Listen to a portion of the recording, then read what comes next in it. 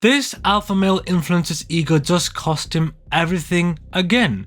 Wes Watson, the loud Andrew Tate copycat, is now broke and facing serious jail time. But this latest crash is wilder than you think. If you haven't heard, Wes Watson, known for flexing his prison-hardened mindset, is staring down another huge legal battle that could lock him up for 25 whopping years behind bars. And honestly, this might be the end for one of the internet's biggest fake tough guys. So who really is Wes Watson? Picture this kind of guy who yells quick quotes into his phone while flexing muscles built by rays, and probably a whole shelf of extra vitamins.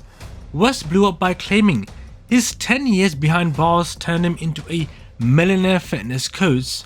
Sounds big, right? Well, not exactly. Wes first got famous by turning prison survival tales into short TikTok clips. After serving a decade for selling weed, he bragged about going from cell block to millionaire in less than 2 years, and people ate it up. But the cracks in his story showed fast, especially as his fame grew. You see, Wes wasn't just selling workout plans, he was selling an alpha male dream. It's the classic online trick: shout out folks, flash fancy cars, and convince worried guys they're one $500 course away from being strong and rich. But lately, things haven't gone to plan. Back in December 2024, Wes found himself in big trouble. He got arrested for hitting someone at his gym, Elevation Fitness in Miami. But Wes being Wes did not learn. Just 2 months later, in February 2025, he went even bigger. Picture it. Wes is at Elevation again, likely pumped on pre-workout and pride, when another fight pops off. Wes says it was self-defense. He even posted a rant about a street-looking guy and how he had to teach him a lesson. Yet body cam clips and people at the gym tell a very different story. They say Wes didn't just defend himself, he lost it, punching, kicking, and even beating the guy with weights. The hurt was so bad that medics rushed in, and Wes was charged with felony battery and aggravated battery. Here is the twist: because of his past, Wes could get 25 years behind bars. The lawyers on the other side feel sure they have him. Wes still cries self-defense like a little baby, but most folks online and the court aren't buying it. If his court fight is messy, his home life is even worse. Wes got caught lying about how much money his girlfriend Angie was making online. He bragged she made $19,000 in 1 month, but people on social media found out that was her pay for a whole year, not the big flex he hoped.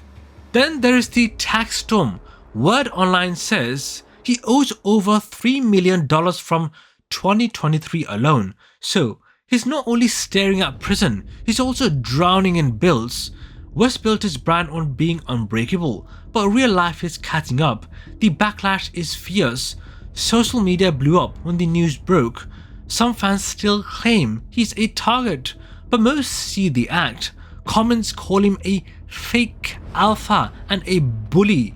Even diehard followers are quitting, tired of the lies and rays. And speaking of rays, Wes and his crew recently threatened a YouTuber who went to measure Wes's height. Wes always says he's 6 feet tall, but police papers list him as 5'8". When the YouTuber walked in, Wes's friends nearly smashed the camera and yelled threats. That scene shows how shaky Wes's ego is. Each time he tries to guard his image, he looks weaker. Now, with his future hanging by a thread, many say Wes will have to plead guilty to dodge the full sentence. I heard a lawyer online say his tough talk in court won't help. Showing real regret might be his only shot at a lighter term. But let's be real for a second. Regret isn't Wes's thing. He mocks critics, bullies his viewers, and laughs at anyone who questions him. His idea of alpha feels more like playground teasing than true strength. Let's rewind a bit for a second so you can see how we got here. Long before the fancy cars and loud speeches, Wes was a skinny kid from the beach towns of California. Friends say he was funny in class but quick to fight. When he felt small, he yelled louder. That habit never quite left. By age 20, he was skipping work, hanging with street dealers, looking for fast cash. The quick road led to a prison cell, and that cell became his first days. Inside, he started each morning with push-ups and big promises. He swore he would be rich, famous and feared by everybody. Other inmates rolled their eyes in disbelief, but Wes wrote every dream in a small blue notebook. When the guards opened the door 10 whopping years later, he walked out, gripping that notebook like gold.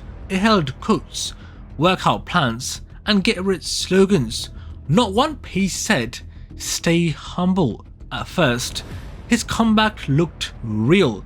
He filmed sunrise runs, cold showers, and strict plates of oats and eggs.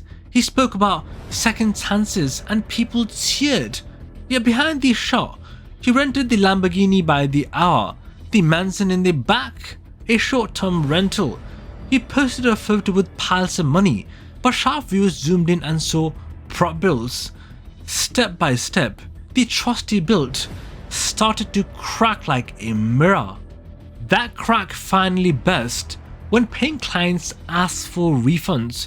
They said he skipped video calls and sent copy and paste diet sheets. Some said their cards kept getting tossed after they quit. I read many of those stories online, and the anger was loud. A few brave users warned new buyers. Wes answered by blocking them and calling them weak.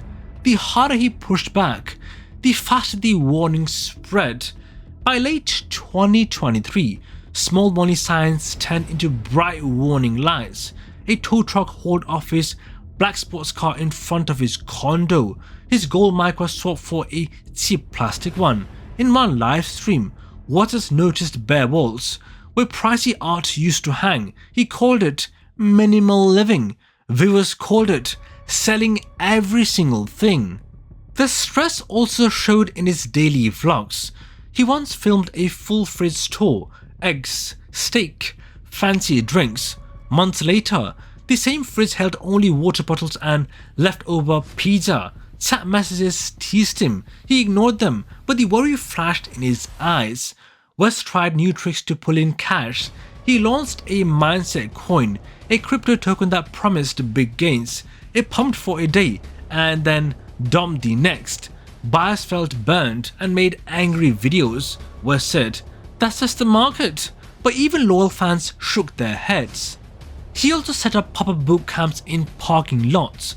Tickets cost hundreds. The first camp drew a small crowd, mostly teens. Wes balked them to feel the pain, but quit early because, in his words, the vibe was off. Some parents asked for refunds. They never got them. The pressure kept climbing. Court dates stacked up, draining cash. Friends backed away, scared the chaos might hit them too. So what's next for Wes?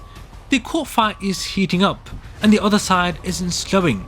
His brand is falling apart fast, and if he's found guilty, he could vanish from the internet for good. Yet, whatever happens, this mess proves one thing about fake alpha males: they break when real life pushes back. Wes is not just facing jail, he's facing the truth about his stolen ego, and as his world cracks, the internet watches, waiting to see if this is the final chapter for a very loud man.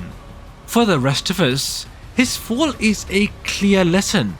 No pile of cash, no big biceps, no endless shouting can hide you from the truth. If you build your name on being the toughest in the room, you better be ready to prove it, or the landing will hurt real bad. Wes claims he teaches people how to control their lives, but it's obvious he has lost control of his own. If you enjoyed this wild ride through the fall of an online tough guy, tap the next video. It's even crazier. Peace out.